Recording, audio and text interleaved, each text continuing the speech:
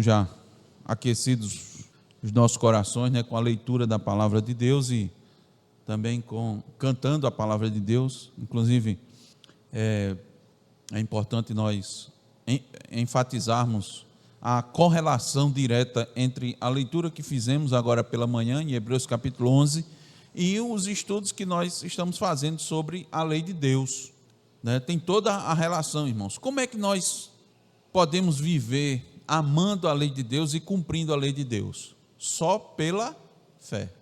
Não tem como ser de outra forma. E como é a vida cristã? Veja a reflexão no nosso boletim, na parte de informes. Como é a vida cristã? Não existe cristianismo fácil. Se é fácil, não é cristianismo. Se é cristianismo, não é fácil. Por quê? Porque você precisa viver pela fé. Não há como viver o cristianismo senão pela fé. Se você não vive pela fé, o cristianismo, então não é cristianismo aquilo que você vive. É qualquer outra coisa. Então, pela fé você vai ser provado. Muitos irmãos acreditam que essa lista aqui de ações, né? Inclusive, é interessante notar, né?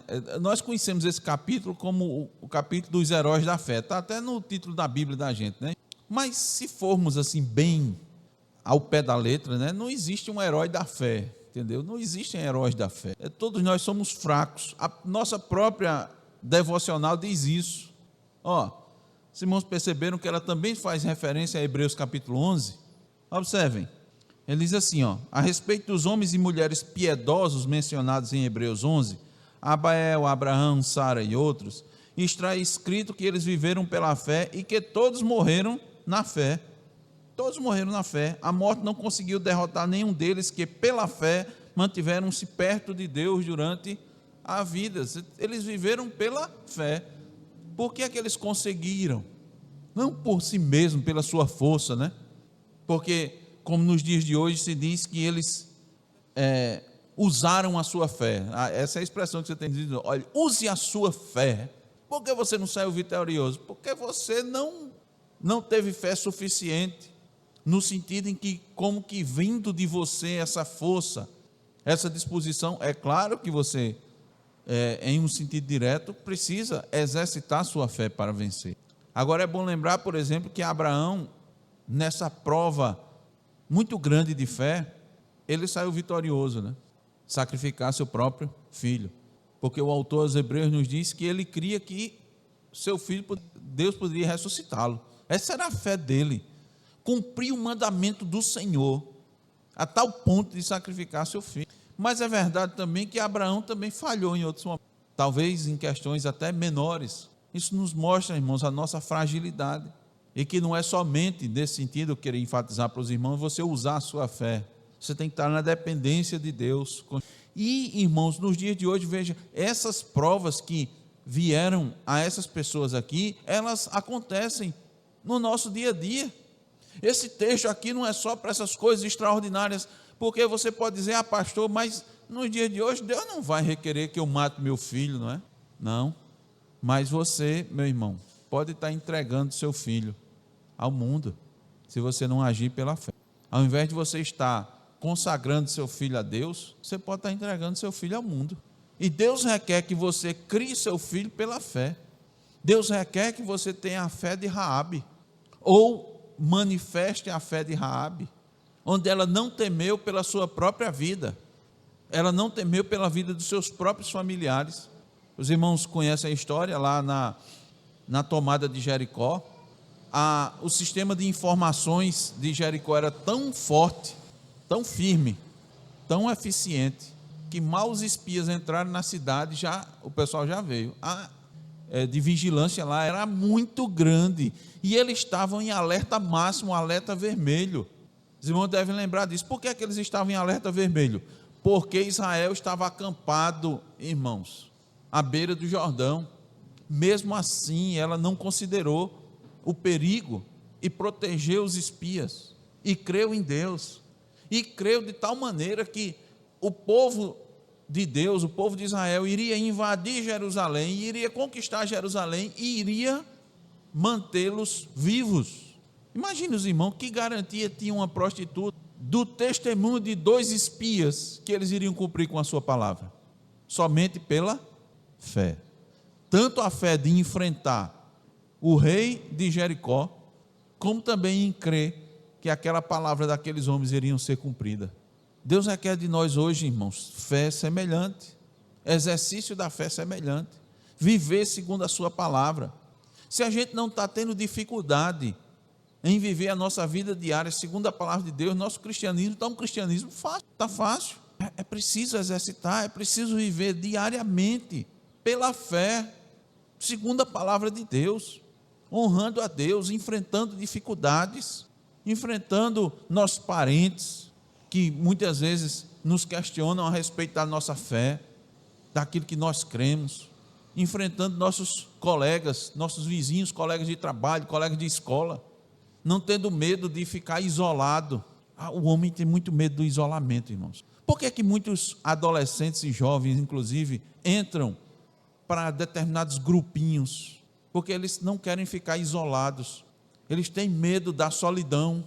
Eles dizem, se eu não concordar com meus colegas, eles vão me deixar, eles não vão mais querer que eu esteja com eles, eles não vão mais gostar de mim, então eu vou ceder. Começa a adquirir a linguagem do mundo, começa a fazer e realizar procedimentos iguais aos do mundo, com medo do isolamento, começa a usar substâncias ilícitas, entorpecentes, começa a se prostituir, por causa do medo do isolamento. Mas o cristão vive pela fé. Deus sustentou todos esses aqui nas suas decisões. Já imaginou a decisão de Moisés? A Bíblia fala, né? Moisés preferiu o opróbrio. Moisés preferiu viver no deserto do que viver no palácio de Faraó. Uma escolha difícil, não? Lembre-se, Moisés viveu 120 anos. Quando ele tomou essa decisão, ele tinha 40 anos. Estava naquela época, irmão, no ápice da sua força, vigor físico, beleza, não é? Já imaginou um rapaz rico, influente, forte, formoso, deixar tudo isso para viver no deserto, como pastor de ovelha, né? Pela fé. Isso é requerido de nós também. Nós devemos viver pela fé. Cada um de nós tem desafios, irmãos. Deus traz os desafios, evidentemente. Não é que Deus vai nos desafiar especificamente, é porque viver na condição que nós temos, segundo a palavra de Deus, é viver pela fé. Por isso que cada um vai ter um cristianismo, porque cada um tem uma estrutura familiar, cada um está inserido num trabalho específico, num local, numa cidade específica.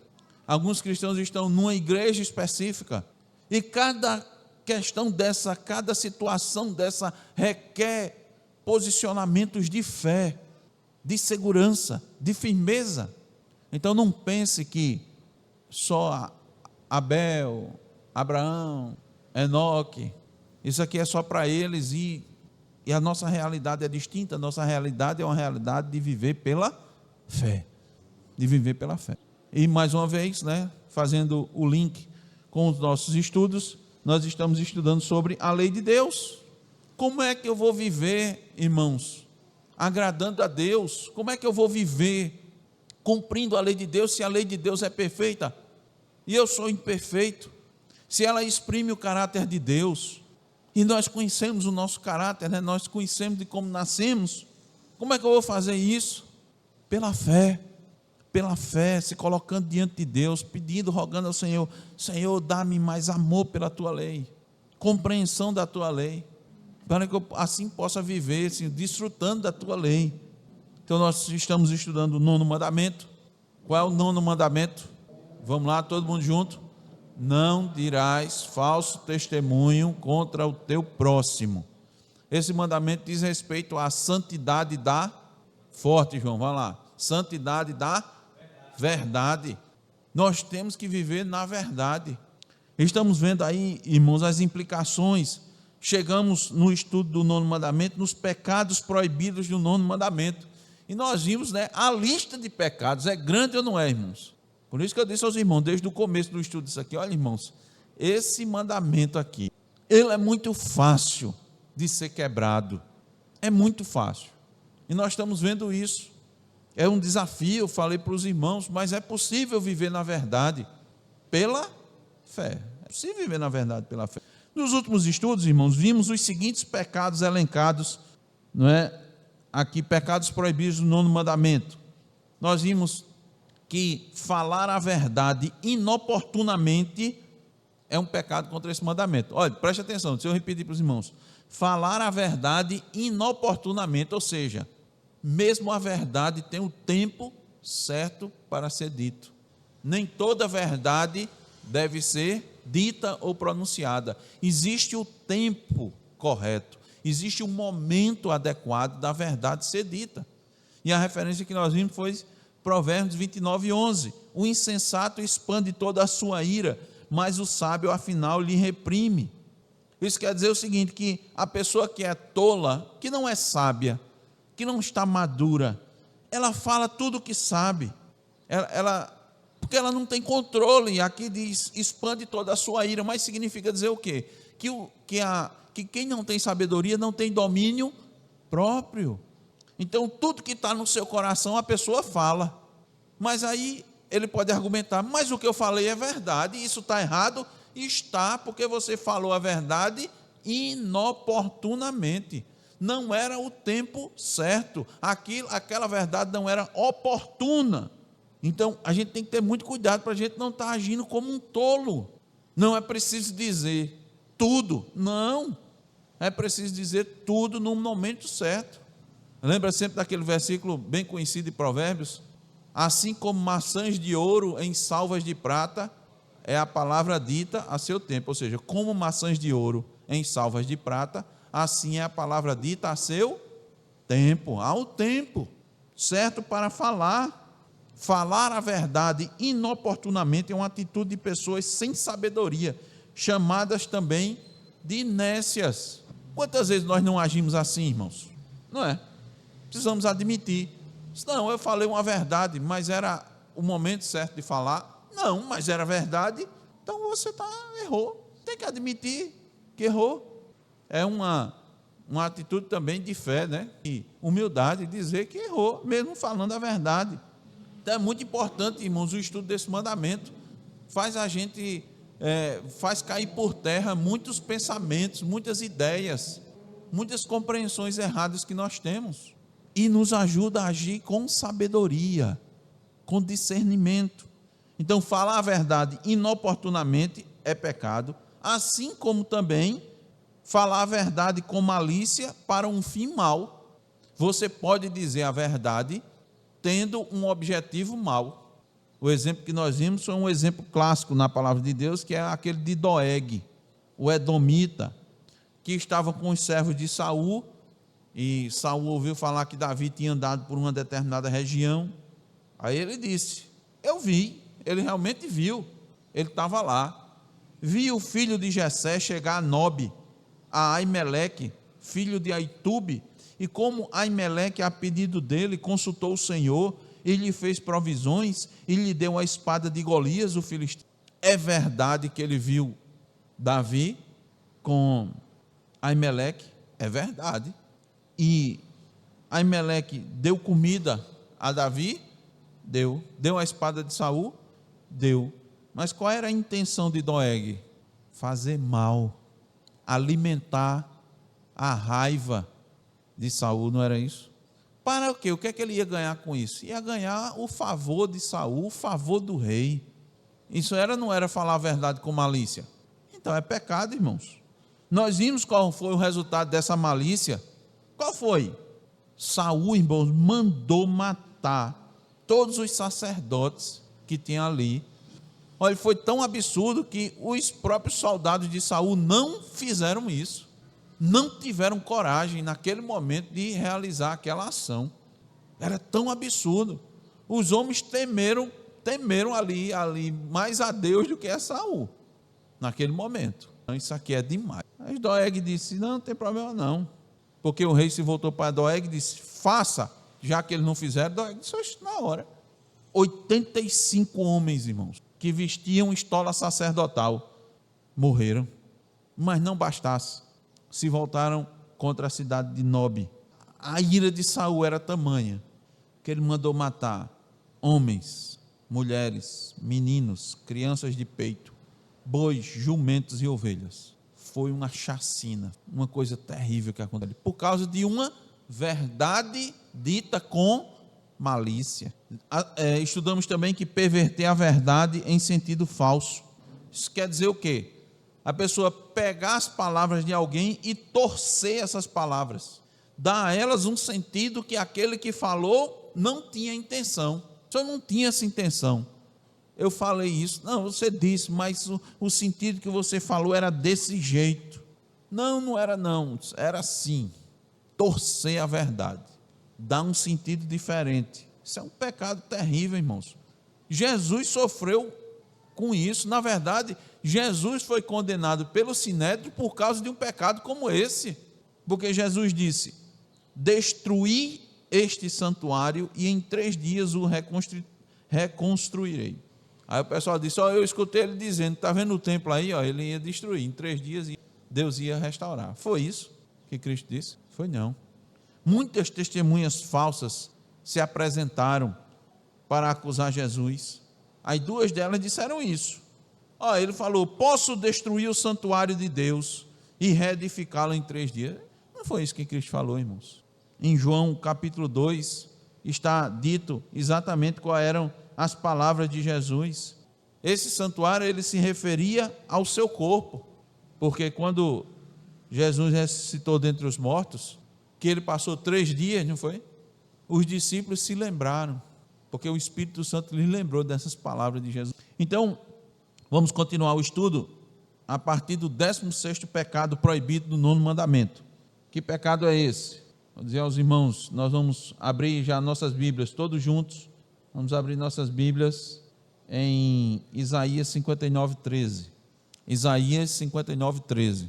Que pecado é esse que tem como referência Isaías 59:13? Falar inverdades. Os irmãos vão ver. Nós vamos ver os pecados. Falar inverdades é um pecado. Mentir é um pecado. Não, pastor, mas não é a mesma coisa, não. Tem as nuances, irmão. As nuances desse pecado. E a gente precisa estar muito atento com relação a isso. Por isso que é fácil pecar contra esse mandamento. Isaías 59:13. Vamos lá, quem encontrou? Forte aí, Aline. Pronto, essa última parte é o que está mais relacionada com falar em verdades. Qual o contexto? Para a gente entender aqui. Qual o contexto? Isaías está denunciando o que, irmãos? Está denunciando que as pessoas estavam tão corrompidas, foram tão profundamente corrompidas, que não restou mais neles sinceridade, retidão, medo ou consciência. Por quê? Porque à medida que o povo se afasta do Senhor e da sua lei, a mentira começa a prevalecer e toma conta, irmãos. Toma conta da sociedade. Eu pergunto aos irmãos, nós estamos vivendo num mundo de verdade ou de mentira? O mundo é de mentiras, irmão.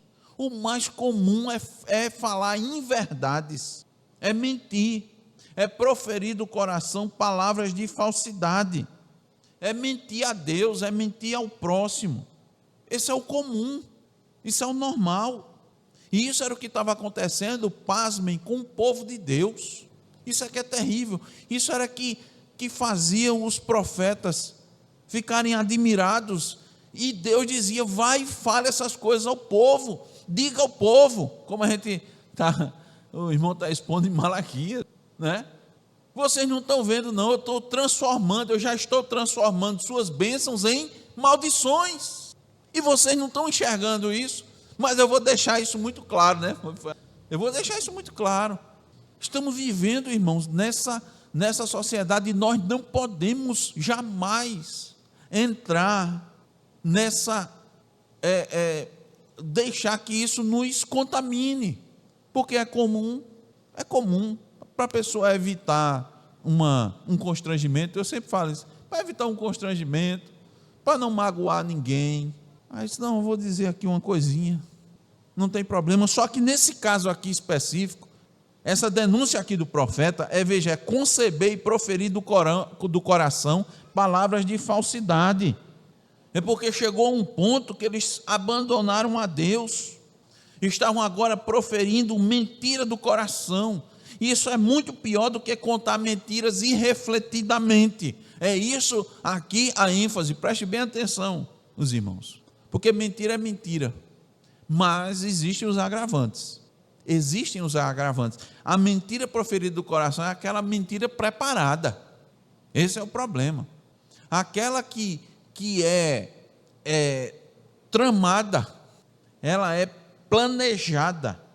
Então não é uma coisa de supetão. Os irmãos sabem que, inclusive, os irmãos devem saber disso, alguns veem, que até em julgamentos, quando há morte, por exemplo, né, que vai, o crime vai a júri popular, né, há um agravante se aquilo foi premeditado, né, se a morte foi premeditada. Uma morte premeditada, ela tem uma pena muito mais agravada do que uma morte que aconteceu ocasionalmente, por exemplo, com uma discussão no trânsito, por exemplo, né? Que estava lá e aconteceu ali, e você não, sabidamente, aquilo dali não foi provocado, aconteceu e as pessoas perderam o equilíbrio, né? Perderam o domínio próprio, a ira tomou conta ao ponto da pessoa se voltar e tirar a vida do outro. Mas aqui nós estamos falando de mentiras do coração. E como é que se chega a esse ponto? Como é que o povo de Deus pode chegar a esse ponto, irmãos? Porque nós estamos abordando essa questão, e principalmente isso, porque a gente não pode estar vendo só o mundo, não, olhando, realmente o mundo age assim, dessa maneira. E ele age. Mas e nós? A preocupação deve ser conosco. Isaías estava falando para o povo de Deus, não era? Não era, Sandro? Era para o povo de Deus. Como é que chega a esse ponto? Chega a esse ponto, irmãos, quando não se combate a mentira. Ela vai se tornando o padrão. E ela vai crescendo. Veja se não é, olha o contexto aí. Você ainda está com Isaías 59, né? Esse capítulo é fantástico. Esse capítulo, inclusive, inicia, né? Ele é muito citado. Mas veja aí, vamos para o versículo 4. Isaías 59, 4. O que é que diz aí? Quem encontrou? Pode ler, por favor. Forte. Isaías 59, 4. Está vendo? Isso acontecendo com o povo de Deus. E por que isso aconteceu? Olha o versículo 2. As vossas iniquidades fazem separação entre vós e o vosso Deus, e os vossos pecados encobrem o seu rosto de vós, para que vos não ouça. Chegou um ponto, abandonaram a lei de Deus, de tal maneira que eles andam falando mentiras e confiam em quê? No que é nulo. Já imaginou isso? Não estavam confiando naquilo que era concreto, real, verdadeiro. Confiam no que é nulo. E quando você entrega isso, quando você não combate a mentira, irmãos, o que reina é a injustiça. Observe se não é isso, olha o início do versículo 4. Ninguém há que clame pela justiça. Como pode uma coisa dessa? O povo de Deus não clamando mais por justiça. Quando vão diante do tribunal, ninguém comparece pela verdade, porque eles já se acostumaram com a mentira. Eles não querem mais saber da verdade. Eles não se confiam mais na verdade. É terrível, mas é isso que está acontecendo nos nossos dias. E não pense que é só no mundo, porque o profeta estava denunciando o que estava acontecendo no meio do povo de Deus, em Israel. Chegou a esse ponto. Então não pense que você não pode, por ser crente, chegar a um ponto de estar vivendo na mentira. Pode. De confiar naquilo que é nulo. Pode. É só você não combater a mentira. E você se acostuma a mentir. E mentir passa a ser o padrão. Isso vai tomando conta da sua vida. Você vai vivendo num mundo de mentiras. Olha o que aconteceu com o povo de Deus. Pode acontecer com qualquer um. Então esse pecado aqui, irmãos, um pecado gravíssimo.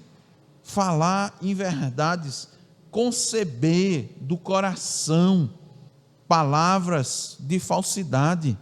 O coração já está tomado pelas inverdades.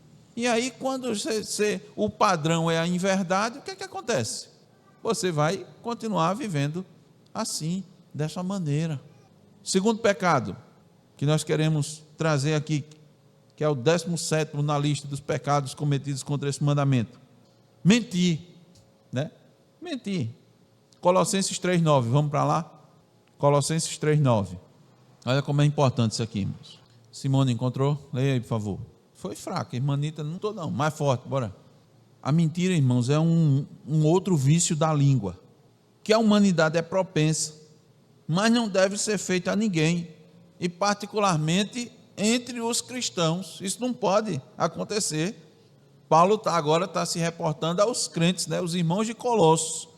Não mintais uns aos outros. Isso é comum de quê? Isso é comum de quem ainda não nasceu de novo.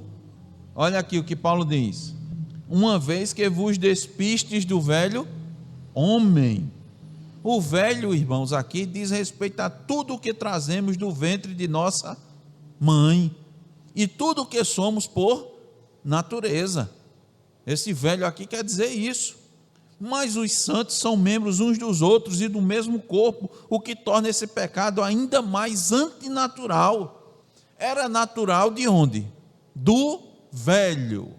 Mas agora você é novo, então esse novo homem não é natural isso.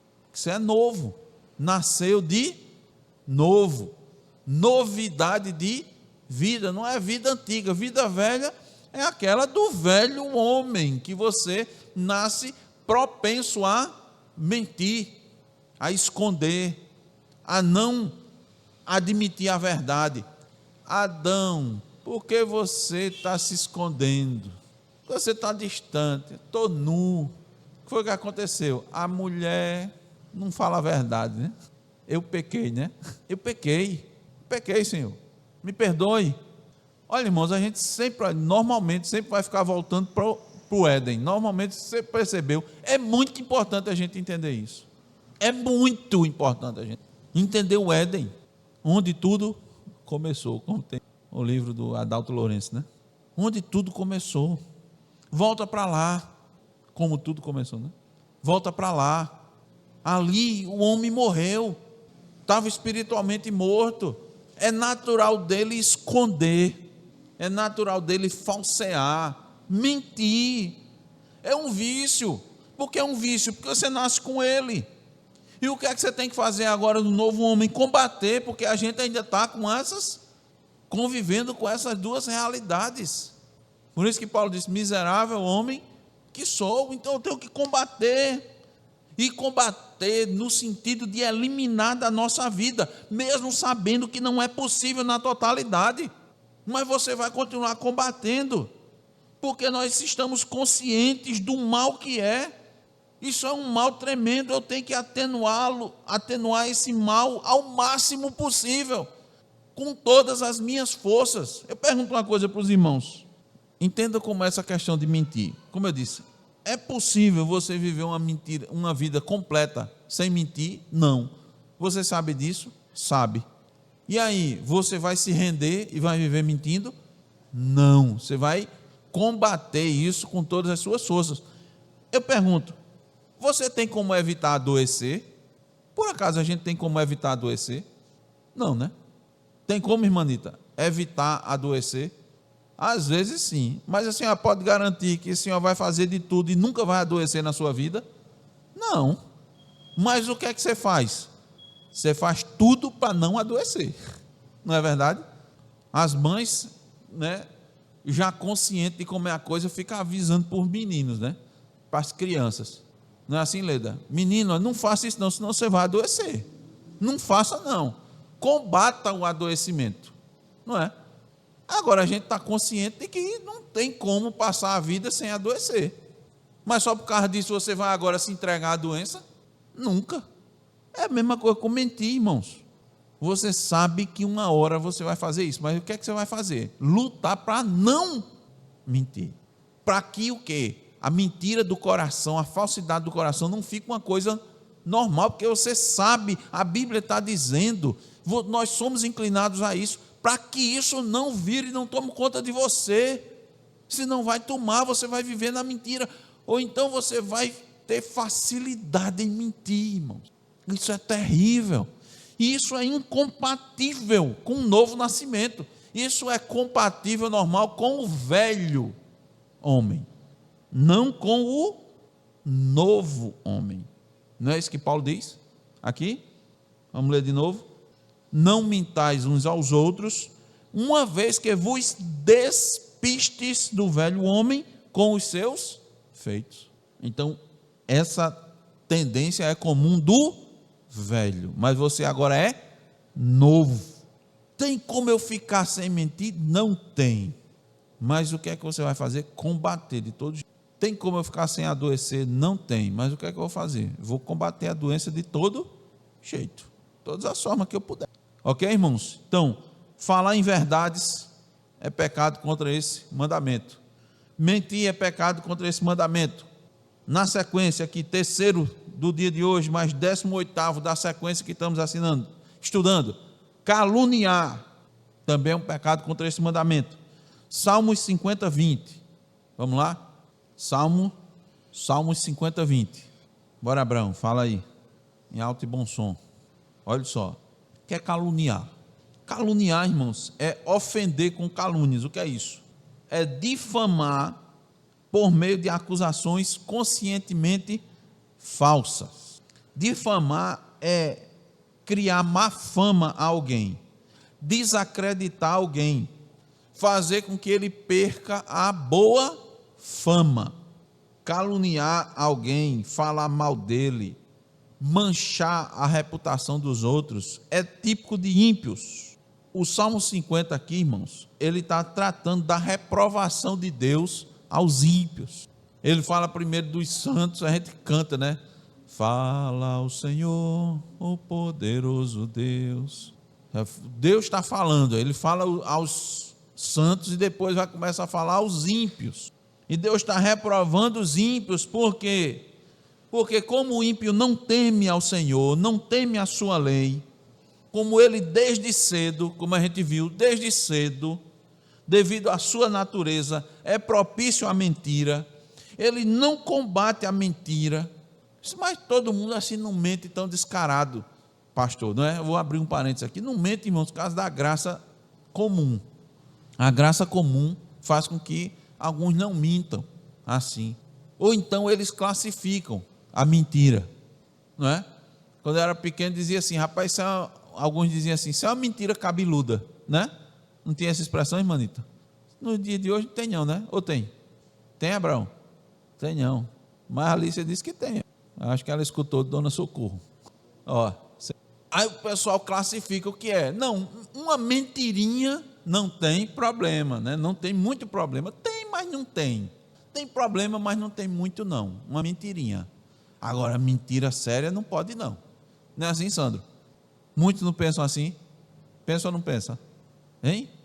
Pensa. O cristão, irmão, não pode pensar desse jeito. Não pode. Alguns ímpios é que pensam assim. E aí eles fazem isso. Aí disse, não, eu não vivo falando assim mentira. Mentira pesada não. Mas uma mentirinha assim. Às vezes eles dizem até que a mentira é solução. Olha, irmão, a gente não pode pensar nisso não. Nós não podemos pensar desse jeito. Mentira não é solução. Eu sei que, graças a Deus, dou graças a Deus. Eu lembro que antes do início do estudo, a gente, não sei se o João Ramon lembra, que a gente travou assim, né, umas discussões com relação a situações bem delicadas da Escritura, que aparentemente parece que numa mentira Deus abençoa. E eu disse, olha, irmãos, eu tenho certeza que a resposta para isso vai estar ao longo do estudo. E é isso mesmo, irmãos. Jamais o cristão pode entender que mentira é solução. Nós temos que viver na verdade. Pense em Cristo. Cristo mentiu alguma vez? E aí? Quem é o nosso padrão? Não é Cristo? Não é o varão perfeito? Ramon está destacando aqui. E ele conseguiu sair de situações muito difíceis, muito complicadas. É o que eu penso, irmãos. Quanto mais a gente se aproxima de Deus, quanto mais a gente conhece a Deus, conhece a sua lei, Deus vai nos concedendo sabedoria para sair de situações difíceis e não mentir. Vamos conseguir fazer isso na vida nossa toda? Os irmãos já sabem a resposta. Não. Mas não quer que nós vamos fazer? Tentar, né? Ao máximo. Porque a nossa referência é Cristo. Olha o que Deus está falando aqui. Olha o que acontece, irmãos. Quando a gente dá vazão à mentira, ela vai tomando conta, ao ponto da gente não prestar atenção. O ímpio aqui senta para falar do seu irmão e difama o filho da sua mãe. porque ele não teme a Deus, ele não ama a lei de Deus, ele é inclinado à mentira, ele não combate a mentira. Então não é difícil para ele falar mal do próprio irmão. Ele deveria ser uma pessoa que deveria amar o seu irmão, mas ele se torna o próprio acusador do seu irmão. Não é terrível? Aqui essa expressão, quando ele diz assim, sentas-te para falar, é como se ele estivesse sentado num tribunal, como ele estivesse com autoridade, como um juiz. Ele senta no trono, mas que trono? Ele senta no trono dos maledicentes, ele senta na cadeira dos maledicentes, para ridicularizar, para caluniar aquelas pessoas que ele deveria ser gentil e compreensivo. Então a gente tem que refletir muito, pensar muito quando formos abrir a nossa boca para falar alguma coisa do próximo. Por quê? Porque a gente pode estar agindo como um ímpio, próprio dos ímpios. Então nós temos que ter muito cuidado. Uma coisa, irmãos, é você dizer assim, olha, essa atitude está errada, isso aqui não está correto, não está de acordo com a palavra de Deus. Isso é uma coisa. Outra coisa é você se sentar para falar mal do outro. Isso está junto com a próxima. Todos estão muito interligados, né? Mas está muito ligado ao próximo pecado, que é maldizer. É o 19º na nossa lista. Maldizer. Olha, não difamar é o procedimento do cidadão dos céus, que é o contraste com o cidadão da terra. Os irmãos sabem qual é o capítulo do cidadão dos céus, não sabe? Sabe a referência? Vamos ver quem descobre. Qual é? Salmo 15, muito bem, João. Vamos abrir lá em Salmo 15. A gente conclui com esse daqui, tá certo? Os irmãos vão ver, eu vou tratar junto a calúnia, caluniar e maldizer. Então, caluniar, eu disse para os irmãos, falar mal, manchar a reputação do outro. As pessoas, irmão, não têm dificuldade de manchar a reputação do outro. Por que o ímpio não tem dificuldade? Porque normalmente, quando você mancha a reputação do outro, você fica menos sujo diante dos outros, não é? Preste atenção. Você tem alguma coisa para falar do outro. Quando alguém fala de você, diz, mas você também isso, mais isso, mais isso, entende? Então, quando você mancha a reputação do outro, e você tem facilidade em manchar a reputação do outro, é porque você não tem temor nenhum a Deus, e você, até de forma indireta, não tem qualquer facilidade em se arrepender dos seus próprios pecados. Então, porque como você não se arrepende dos seus próprios pecados, não tem essa facilidade, não quer se arrepender dos seus próprios pecados, é melhor manchar o outro. Não é? Você está manchado, você mancha o outro, está todo mundo manchado. Pronto. Não tem um bom, não tem um santo. E aí, é melhor nivelar por baixo, né? Aí você bota todo mundo para baixo. Irmãos, prestem atenção, isso é natural. Isso é um procedimento natural de quem não teme ao Senhor, quem não teme a Deus. É botar todo mundo na mesma vala. Tem até uma brincadeira, né? No passado se dizia, com relação à classe política, né? Que disse, ruim por ruim, vota em mim, né? Está todo mundo manchado, todo mundo é ruim, todo mundo é ladrão, todo mundo não presta, então vota em mim. É melhor você jogar todo mundo lá para baixo, baixar o nível. Isso é típico do ímpio, manchar o outro, não é se limpar. Qual é o procedimento do cristão? Ficar limpo. Ele tem prazer também em que o seu irmão esteja limpo. Ele luta pela santificação, né? Eu tenho pecado, mas eu me limpo, eu vou me limpar, né? Confessando, né? Se arrependendo, deixando o pecado. Aí se limpa. Mas o outro que está sujo quer o quê? Não, eu vou sujar os outros também. Vou manchar a reputação dele. Preste atenção, irmãos. É isso que acontece. Agora, vamos lá. Vamos adiantar. O outro é maldizer, né? Salmos 15, 3. Bora, Sandro. Então, ele não difama. Não difamar é o procedimento do cidadão dos céus. O procedimento esperado do ímpio é ele maldizer. O que é maldizer? Dizer mal do outro, blasfemar, difamar. O que é maldizer, irmãos? Maldizer é ter a facilidade de identificar e expor as faltas do próximo. Esse é o procedimento do ímpio. Mas qual é o procedimento do cristão? O que é que Pedro diz? Com relação aos pecados do outro. Manda a gente fazer o quê? Em vez de expor, manda como? A palavrinha. Cobrir. Está vendo a diferença do ímpio para o justo? O ímpio tem prazer em expor. Quer dizer, maldizer. Dizer mal do outro. Ele fica doido para descobrir as coisas erradas do outro. E como ele descobre a coisa errada do outro, ele consegue ficar sem falar? Não. Ele logo expõe. E o cristão? Qual é o procedimento? Cobrir. Por quê? Porque o amor cobre multidão de... Cobrir multidão de pecados significa concordar com o pecado. Significa o quê? Não expor. E o que mais? Perdoar. Entendeu? Não é só não expor. É não expor e perdoar. Por isso que ele cobre multidão de pecados. Porque a gente peca direto, meus irmãos. Quem não tem, devemos ter consciência dos nossos pecados. Quem de fato tem consciência, grande consciência dos seus pecados, da quantidade de pecado que comete, não fica expondo o outro, não. Seu interesse não é maldizer. Seu interesse é bem dizer. Não é? O contrário de maldizer é bem dizer.